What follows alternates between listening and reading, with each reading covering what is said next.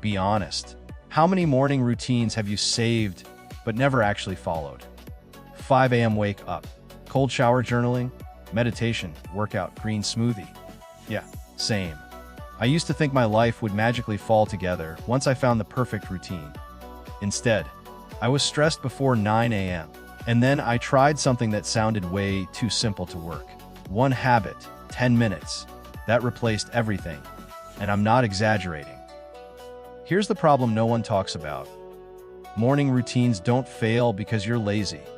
They fail because they're too complicated. If you're a student or a young adult, your mornings are already chaotic. You're tired. You're behind on sleep. You're thinking about assignments, exams, work, life. So when a routine asks for 5 different habits before breakfast, your brain just goes, yeah, not today. And then you feel guilty. Again, that guilt stacks up, and suddenly productivity feels impossible. But here's the twist. The issue isn't discipline, it's decision overload. Once I realized that, I stopped trying to optimize my morning. And instead, I focused on one thing. Here it is, the habit that replaced my entire morning routine. 10 minutes of intentional focus before I consume anything. No phone scrolling, no emails, no notifications. No, just checking. Just 10 minutes. That's it. And during those 10 minutes, I do one thing. I ask myself, what's the one thing that would make today feel like a win? Not 10 things, not a 10-do list. One thing. Then I take one tiny action toward it. Open the doc, write the first sentence, review one slide, read one page. That's the habit. And yeah, it sounds boring. But this is where the magic happens. Most morning routines try to prepare you for productivity. This habit creates productivity immediately. It flips your identity. You're no longer someone trying to get productive. You're already someone who started. And once you start, momentum takes over.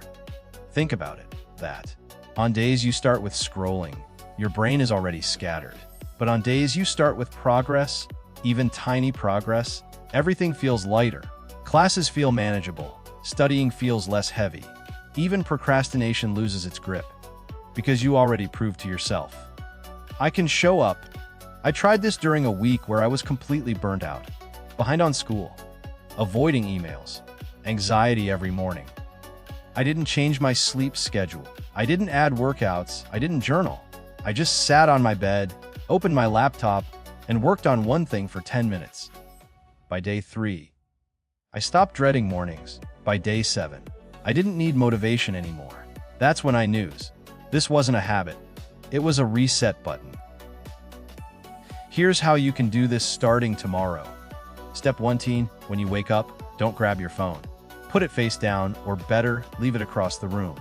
Step 2, sit somewhere simple. Bed, desk, chair, no setup, no aesthetic. Step 30, ask the question, what's the one thing that moves my life forward today?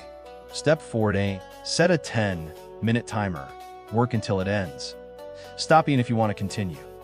That's important. Stopping early trains your brain to come back tomorrow. And here's the part most people get wrong. They turn this into another routine.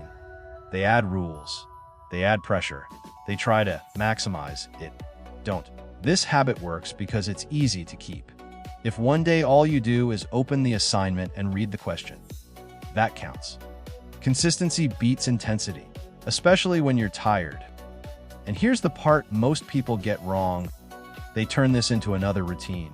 They add rules. They add pressure. They try to maximize it. Don't. This habit works because it's easy to keep. If one day all you do is open the assignment and read the question, that counts. Consistency beats intensity, especially when you're tired. That you don't need a perfect morning. You need a starting point. This 10-minute habit gave me back control without stealing my energy. So tonight, make a deal with yourself. Tomorrow morning, before the world gets your attention, give yourself 10 minutes. Try it once, then try it again. And if this helped you even a little, we're building better lives together, one small habit at a time. I'll see you in the next one.